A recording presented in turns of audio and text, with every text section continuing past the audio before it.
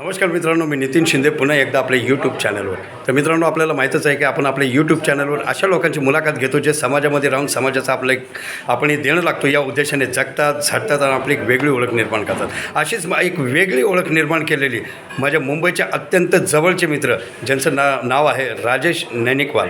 तर हे जे साहेब आहेत तर त्यांची संस्था आहे आणि त्या संस्थेचं नाव आहे सांताक्रूज सपोर्ट. तर सांताक्रूज सपोर्ट या माध्यमातून अनाथ बालकांसाठी ते काम करतात. तर ते काम कशा प्रकारे आहे हे आपण जाणून घेणार आहोत राजेश साहेबांकडून. राजेश साहब नमस्कार. नमस्कार नितिन जी, नमस्कार। मधुतारा सोशल फाउंडेशन और अपने यूट्यूब चैनल इसके माध्यम से मैं आपका बहुत बहुत तहे दिल से स्वागत करता हूं सर. तो आपके काम के बारे में बताइए. हमारी संस्था है सपोर्ट, जो पिछले 38 ईयर्स से बॉम्बे में काम कर रही है सेंटा क्रूज़ में। हमारी संस्था गवर्न करती है CWC चाइल्ड वेलफेयर कमेटी के अंतर्गत में। जो छोटे बच्चे होते हैं, अनाथ होते हैं और जिनको ड्रग की वो लग जाती है रास्ते में काम करते करते, स्ट्रीट चिल्ड्रन, उनको चाइल्ड वेलफेयर कमेटी रास्ते से उठा करके हमारे को रेफ़र करती है। और हम लोग की उसमें जवाबदारी बढ़ती है कि सबसे पहले हम उन बच्चों की, पहले तो उसमें से अगर उसमें डिटॉक्स में से है, वो नशा करता था तो उसको डिटॉक्सिकेशन करना पड़ता है। जो डिटॉक्सिकेशन 21 दिन तक चलता है, डिपेंड करता है कि वो बच्चा कितने नशे के पदार्थ लेता था और कितने लेवल का नशा करता था। दूसरी टीम हमारी काम करती है कि उस बच्चे को घर में अपने माँ बाप से मिलाना, क्योंकि ये जो अनाथ आश्रम सेंटर होते हैं ये लास्ट रिसोर्ट होता है। पहली बात, जो प्यार घर में मिलता है वो किसी भी सेंटर में नहीं मिल सकता। तो हमारा उद्देश्य सबसे ये होता है कि पहले उनको घर पे भेजा जाए।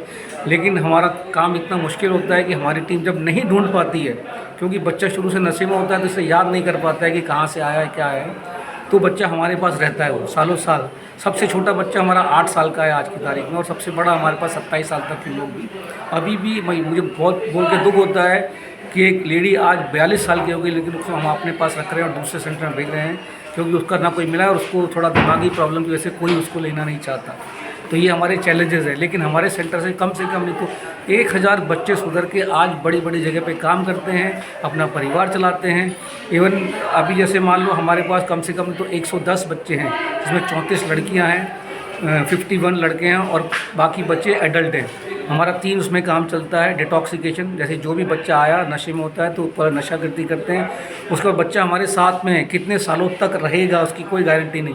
तो हमने BMC के साथ में टाई अप किया है और BMC के स्कूलों में उनका दाखिला करा देते हैं, और हमारी टीम उनको रोज़ सुबह लेके जाती है, फिर लेकर आती है। और बच्चे अगर BMC में पढ़ते पढ़ते 10वीं पास कर लेते हैं तो हमारा दूसरा टाई अप है ITI के साथ में। तो दूसरा उसमें ITI में जो भी ट्रेड है बच्चा चाहता है तो उसको उसे ITI में डाल देते हैं। अभी हमारे पास कुछ बच्चे 10वीं पढ़ के अभी ऐसे रिक्वेस्ट आई है कि उनको ITI नहीं करना है, इंजीनियरिंग करनी है या दूसरा और कोई करना है और आगे पढ़ाई करना है। तो हमारे यहाँ हमारा काम डोनेशन पे चलता है तो हम लोग के पास, तो वो लड़का बोला मुझे कंप्यूटर साइंस करना है, कंप्यूटर इंजीनियर बनना है। तो इस बार हमने कोशिश की और हमारे को डोनर मिला। उसका बड़ी बात ये थी कि उस बच्चे का एडमिशन हो गया बॉम्बे यूनिवर्सिटी में, और उसका लिस्ट में दूसरी लिस्ट में ही नाम आ गया कंप्यूटर इंजीनियरिंग में। तो ये हमारे लिए बहुत बड़ी बात थी। हमने कहा जब बच्चे ने अपनी काबिलियत से इतना बड़ा काम किया तो हम लोग भी सपोर्ट करेंगे। तो हमने सब जगह डोनर के लिए रिक्वेस्ट डाली, 2 डोनर मिले। बाकी जो पैसा बचा था वो सेंटर ने डाला। आज बच्चा रेगुलर वो कॉलेज में जा रहा है। लेकिन हमारा चैलेंज यही है कि वो बच्चा जब मेन बच्चों के साथ मिलता है तो उसको वैसे ही कपड़े, वैसा रहन सहन वैसा चाहिए होता है, क्योंकि हमारे सेंटर में हम इतना उसको चाहिए, चप्पल में नहीं पहनना भी, सैंडल चाहिए। तो इसमें हमको और मेहनत करनी पड़ती है उनके लिए डोनेशन लाने के लिए, कि वो जब सिटी में जाए रोज़ उसको 150 रुपये तो जेब में चाहिए खर्चा करने के लिए, जिसका कहीं पर हिसाब किताब रखना बड़ा मुश्किल होता है। तो उनको पढ़ाना और उसको, अब ये बच्चे ज़्यादा ऐसे हैं जिनके माँ बाप अभी तक नहीं मिले, वो हमारे पास रहते हैं। हमारी कोशिश रहती है, कई बार है कि माँ बाप कम से कम 8-10 साल बाद मिलते हैं। एक उदाहरण मेरे पास मुस्कान लड़की का है, जो आई थी जब 7 साल की थी, लेकिन 11 साल बाद उसके पिताजी का पता लगा। आज वो अपने पैरों पे खड़ी हो गई है, उसके पिताजी उसको अब लेके गए हैं। तो ऐसे बच्चे भी हैं धीरे धीरे, बट ये रेट बहुत कम है, 10 से 15% ही लोग मिल पाते हैं। और हमारे यहाँ का रहन सहन इस तरह का है कि हम दूसरी, जैसे जो बच्चा हमारे पास जो सर्विस नहीं दे पाते हैं, हम दूसरी संस्था की मदद लेते हैं, तो उसमें भी उस बच्चे को भेजते हैं उसकी काबिलियत के हिसाब से, कि उसका नुकसान ना हो और वो तरक्की करे। तो ये संस्था पिछले 38 साल से काम कर रही है, और ये संस्था बड़े ही अपने शांत स्वरूप में काम कर रही है। हम लोग खुद का प्रचार वगैरह इस तरह नहीं करते हैं, उसमें हम बिलीव नहीं करते हैं। हमारे यहाँ बच्चे एक तो CWC से आते हैं और जुवेनाइल जस्टिस बोर्ड से आते हैं, जो उसमें मतलब कि कोई बच्चा जो गुनाह में होता है, कुछ गुनाह कर देता है 18 साल के अंदर, फिर वो कोर्ट में जाता है, फिर कोर्ट से हमारे पास रेफर करता है कि इस बच्चे को यहाँ रखा जाना चाहिए। तो उस दौरान हम उस बच्चे को हमारा जो रिहेबिलिटेशन प्रोग्राम है, डिटॉक्सिकेशन, एजुकेशन एंड रिहेबिलिटेशन, तो रिहेबिलिटेशन प्रोग्राम में ऐसे बड़े बच्चों को हमारा दूसरा सेंटर है सफाले में, पालघर के पास, तो वहाँ हम भेजते हैं। वहाँ हमारे पास इंफ्रास्ट्रक्चर है और 3 ट्रेड का लाइसेंस भी है हमारे pass, carpentry, wireman end electrician. तो इन 3 ट्रेड में उनकी ट्रेनिंग देते हैं। और भॉयसर में जो इंडस्ट्रियल एरिया है वहाँ हमने कंपनी के साथ टाई अप किया है और हमारी मदद से उनको नौकरी मिल जाती है। और हम पूरी गवर्नमेंट में के साथ मिलकर के इन बच्चों को पूरा रिहेबिलिटेट करते हैं, क्योंकि इन बच्चों के पास जब ऑर्फन होते हैं तो अपने आधार कार्ड, पैन कार्ड ये सब बनाने की सुविधा नहीं होती है। तो सपोर्ट अपना एड्रेस देके इन सबको अपने पैरों पे खड़ा करने का मदद करता है। जो उनके राइट इंस्ट्रूमेंट्स हैं जैसे आधार कार्ड, पैन कार्ड बनाने में मदद करता है। बच्चा इंडिपेंडेंट होने के बाद अपना आधार कार्ड का एड्रेस वगैरह चेंज कर सकता है, सपोर्ट के नाम पर अपना आपको पूरी तरह आज़ाद कर सकता है। ऐसे कई उदाहरण हैं जो हमारे पास, यही बच्चे जो नशे से निकल के मेरे यहाँ पे कम से कम 12 लोग तो काम कर रहे हैं। मेरे किचन का काम, जैसे एक उदाहरण देना चाहूँगा, बहुत ज़रूरी है। हमारा एक ड्रग एडिक्ट लड़का था जो स्ट्रीट से आया था, वो उसको बस इतना मालूम था कि वो अपने पिताजी के साथ खाना बनाने का काम करता था। तो TCS कंपनी के साथ में हमारा टाई अप था। हमने उनको रिक्वेस्ट किया, 3 महीने उन्होंने अपने पास रखा और किचन में वो सीख के आया। आज हमारा पूरा 150 बच्चों का खाना, स्टाफ का और उनके केयर टेकर का सारा वही मैनेज करता है। एक और उदाहरण देना चाहूँगा, एक लड़का नशा करता था, ट्रेन में आपने देखा होगा ना, अपनी शर्ट उतार के सफाई करते हैं, झाड़ू लगाते हैं। वो बच्चा आज पालघर में एक बड़े हॉस्पिटल में सोशल वर्कर का काम कर रहा है और वो आपको शर्माएगा नहीं बताने में कि मैं क्या था और आज मैं क्या हूँ, सपोर्ट की वजह से। वो रो रो के बोलेगा कि सपोर्ट नहीं होती तो शायद मैं मर गया होता है, नशे में कहीं गटर में पड़ा होता। तो ये सब, हाँ तो बोलिए। ये सब उदाहरण है। हमारा काम बहुत लंबा है, बोलता जाऊंगा तो उसका अंत नहीं है, बट नटशल में मैंने आपको बताया।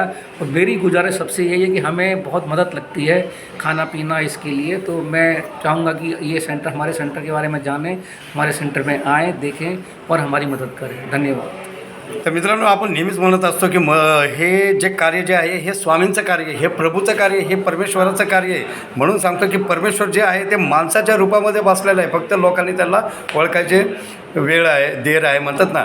तर तसं आहे की ह्या सगळ्या इतकं महान कार्य करणारे की ज्यांची आईबापा स्वतःचे नाही आहेत, अशा मुलं अनाथ आहेत, मुली अनाथ आहेत. वयाच्या 42व्या वर्षापर्यंत पण त्यांना माहीत पडत नाही की आपले कुठं आपले आईबापा कोण आहे, काय कुठे आहे.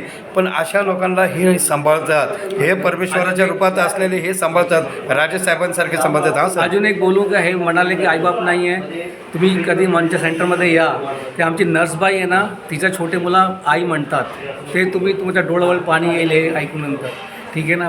तो एवढा चांगला आमचा व्यवहार आहे मुलं. आज 10 ऑक्टोबर आहे आणि आज आरोग्य मानसिक आरोग्य दिन आहे आणि आमचे केम हॉस्पिटल मुंबई ह्या ठिकाणी आमची भेट झाली आणि त्या भेटीचं प्रमुख कारण आहे आमचे सुतार साहेब. तर हे आपले सुतार साहेब आहेत. सुतार साहेब नमस्कार. नमस्कार.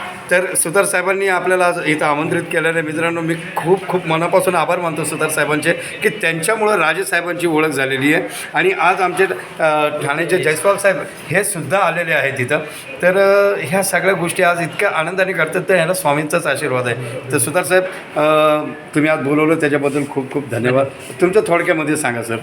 आज जागतिक मानसिक आरोग्य दिन आहे. त्या दिनानिमित्त शिंदे साहेबांची भेट झाली. मी 1966 पासून 1999 पासून समाजकार्यामध्ये आहे. 99 साली MS पास झालो. त्यानंतर वेगवेगळ्या सामाजिक संस्थांमध्ये काम केलं. उल्हासनगर महापालिकेतसुद्धा ऑफिसर म्हणून काम केलं.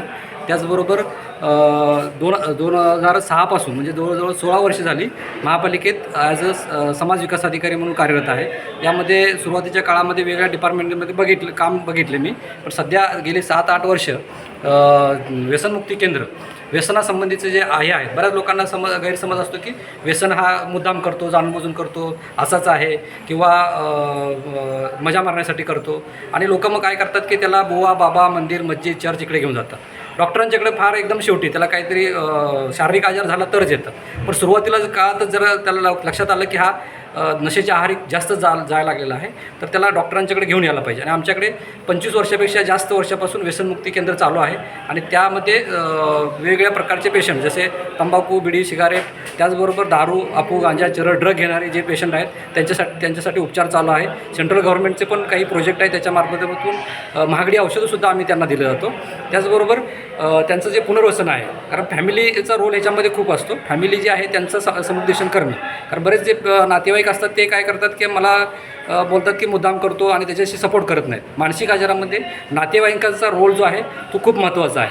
कारण नातेवाईकांनी त्याला घेऊन येणं आणि जर तो सुरुवातीला गोडी गुलाबीनं आणलं पाहिजे, तर ऐकत नसेल तर त्याला दुसऱ्या नातेवाईकांची मदत घेऊन, त्याचबरोबर तरी पण ऐकत नाही, जर ड्रग वगैरे पेशंट आहेत खूपच हे असतात, तर त्यांची पोलिसांची मदत पण तुम्ही घेऊ शकता आणि पोलिसांच्या थ्रू पण घेऊ शकता. आम्ही पोलिसांचे पण मानपूर, आता परवाच माझा एक कार्यक्रम झाला मानपूर पोलीस स्टेशनच्या बरोबर, तर त्या पोलीससुद्धा मदत करायला तयार आहेत. कारण अशा रुग्ण घरच्यांचं ऐकत नाहीत किंवा घरचेसुद्धा त्यांना सपोर्ट करायला ऐकत नाहीत, तर त्यांना पोलिसांच्या थ्रूसुद्धा घेऊन येऊ शकतात. पण नातेवाईकांचा रोल आहे की त्यांना आपल्याकडे घेऊन येणं आणि पुढचा भाग जो आहे तो आम्ही करू. धन्यवाद. तर मित्रांनो, साहेब खूप खूप धन्यवाद. मधुतारा सोशल फाउंडेशनचं तुम्हाला काम माहिती आहे कसं चालतं, तर काय सांगताल मधुतारा सोशल फाउंडेशनला? आम्ही आता गेल्या 5-6 महिन्यापासून आम्ही मधुतारा याच्या संबंधित आहे. तर यांचं खूप कार्य चालू आहे. खूप पूर्ण महाराष्ट्रामध्ये, पुण्यामध्ये आहे, त्याचबरोबर मुंबईमध्ये सुद्धा वेगळ्या सामाजिक संस्था महाराष्ट्रभर आहे. तर खूप खूप छान काम चालू आहे. त्याबद्दल शिंदे साहेबांना त्याच्या पुढच्या कार्यात शुभेच्छा. धन्यवाद साहेब. आणि ह्या पुढं असंच आपण सोबत राहून काम करत जाऊ. ठाण्याचे जयस्वाल साहेब आहेत. जयस्वाल साहेब नमस्कार. नमस्कार. आपलं पद सांगा, क्या करते हैं आप? सामाजिक न्याय विधान परिषदचे अध्यक्ष आहे. हां मधुताराचे तुम्ही शिंदे साहेब, हां तुम्ही चांगला कामं करता महाराष्ट्र भरपूर. चालेल. धन्यवाद साहेब. चालेल, थँक्यू. तर पुन्हा एकदा आपण राजेश साहेबांकडे येऊ. तर राजेश साहेब, हे मधुतारा सोशल फाउंडेशन या अशा पद्धतीने काम करते, तर नक्कीच तुम्ही मला आमंत्रित करा. मी तुमच्या मधुतारा की सारी टीम को स्वागत है और सुधार जी और सोशल जस्टिस जयसवाल जी, आप सबका स्वागत है. आप हमारे सेंटर आइए, सेंटर को देखिए, क्योंकि हमारा ये मानना है सीइंग इज़ बिलीविंग, देखने में विश्वास कीजिए. तर असं परमेश्वराचं कार्य, स्वामींचं कार्य जे आहे हे जयस्वाल साहेब आणि त्यांची टीम करते. त्यांचं सांताक्रूज सपोर्ट ही संस्था करते. तर मी पुन्हा एकदा त्यांचे खूप खूप आभार आणि खूप खूप धन्यवाद मानतो. माझ्या मधुतारा सोशल फाउंडेशन आणि यूट्यूब चॅनल यांच्या माध्यमातून मी आपले खूप खूप आभार मानतो राजेश साहेब. Thank you very much. Thank you very much. मित्रांनो, लाईक करा, शेअर करा, सबस्क्राईब करा आणि शेवटच्या वर्गापर्यंत पोहोचवा. थँक्यू.